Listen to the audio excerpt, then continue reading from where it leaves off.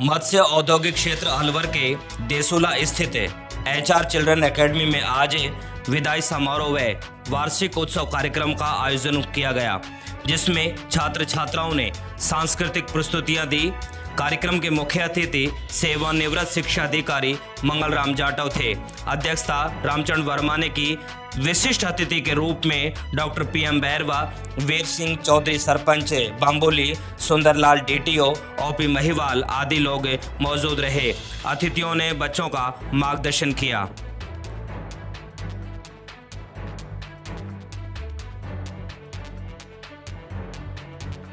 आपको ये विश्वास दिलाता हूं, मैं सोनलाल जी को पिछले 11 साल में इन्होंने बामोली में भी विद्यालय चलाया, तो एक कुशल कारीगर के रूप में, चाक चलाने वाले के रूप में ये कार्य करते हैं। और इन्होंने मतलब जो दिए का रूप देना है उसको इन्होंने बड़े बर्तन के रूप में बनाया और उससे भी बड़े बर्तन के रूप में इन्होंने बनाया है।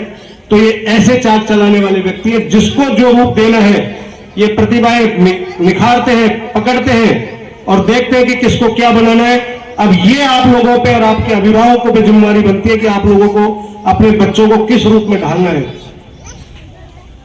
मैं आप लोगों से एक विनम्र निवेदन करना चाहता हूं कि स्कूल के प्रशासन की जिम्मेदारी नहीं बनती कि आपका बच्चा स्कूल में पढ़ के गया कि साहब हमने तो इंग्लिश मीडियम में और प्राइवेट स्कूल में हमारे बच्चे का एडमिशन करा रखा है, अब बच्चा जाने और बच्चे का काम जाने, वो पढ़ के आएगा और बैग ले जाके किसी कोने में डाल देता है। आप लोग उसको नहीं पूछते कि बेटा स्कूल में क्या पढ़ा है। आजकल सरकारी विद्यालयों में भी हर महीने पेरेंट्स मीटिंगें होती हैं।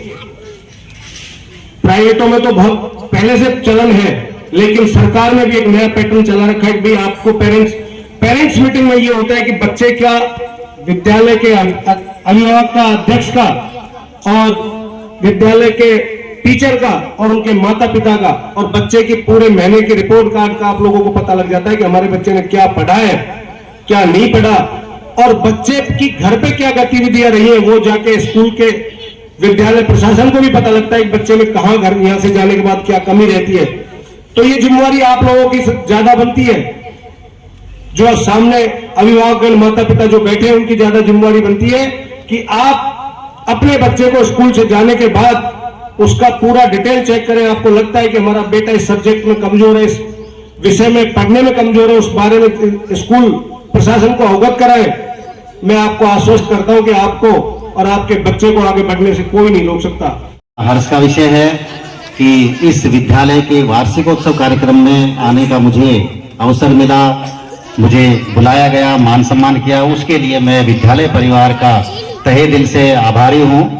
मुझे इस विद्यालय के बारे में, विद्यालय के संचालक के बारे में बहुत कुछ जानकारी नहीं थी। एक दिन फोन के माध्यम से मुझे बताया गया कि साहब हम एक विद्यालय चलाते हैं और 25 तारीख को उसका वार्षिकोत्सव कार्यक्रम है। मैंने बिना किसी झिझक के आने की स्वीकृति दी। मैंने किसी तरह का कोई प्रश्न नहीं किया कि भाई कितना कार्यक्रम, कितना टाइम, कब, कहाँ। इन्होंने बताया कि साहब आप आ जाना, और बार बार आग्रह करते रहे तो मुझे अच्छा लगा। देखिए, मैं शिक्षा से जुड़ा रहा हूँ। बाबू शोभाराम राजकीय कला महाविद्यालय में वर्षों तक मैंने राजनीति विज्ञान विषय पढ़ाया है।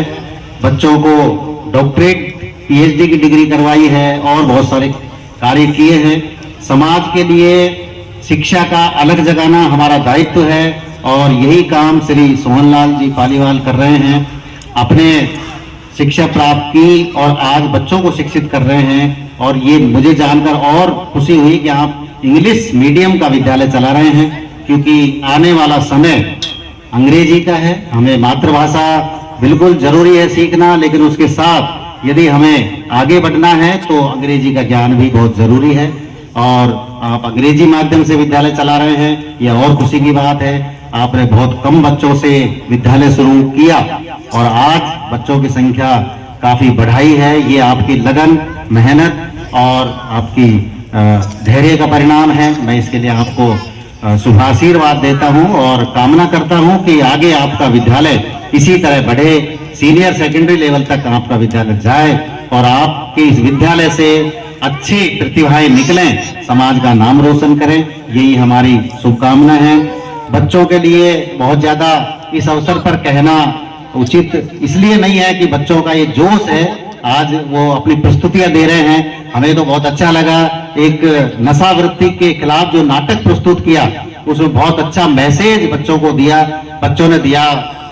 अभिभावकों को समझना चाहिए कि आज हमारी जो पीढ़ी है, खासकर ग्रामीण परिवेश में नशावृत्ति बढ़ रही है, कई तरह की बुराइयां समाज में फैल रही हैं, तो उनको दूर करने का जो छोटे छोटे बच्चे आपसे अपील कर रहे थे, ये ड्रग्स और शराब और पान और गुटखा जितनी भी नशे की चीजें हैं उन सब से हमें मुक्त होना चाहिए। इस पैसे को हम शिक्षा में लगाएं और आगे उन्नति करके अच्छा रोजगार करें, अच्छी आर्थिक संपन्नता हमारे पास होगी। देखिए, पैसा एक ऐसी चीज है जो बहुत कुछ हमें सिखाता भी है और आगे बढ़ने का अवसर भी देता है। शिक्षा है, लेकिन शिक्षा के साथ यदि आर्थिक रूप से हम समृद्ध नहीं है तो बहुत सारी शिक्षा से हम वंचित रह जाते हैं। इसलिए आर्थिक संपन्नता होना जरूरी है और उसके लिए जरूरी है कि हम जो दुर्व्यसन है, नशावृत्ति है या अन्य कोई बुराई है उनको छोड़ें और जितने भी हम कमाते हैं उसमें अपने बच्चों का भविष्य संवारें।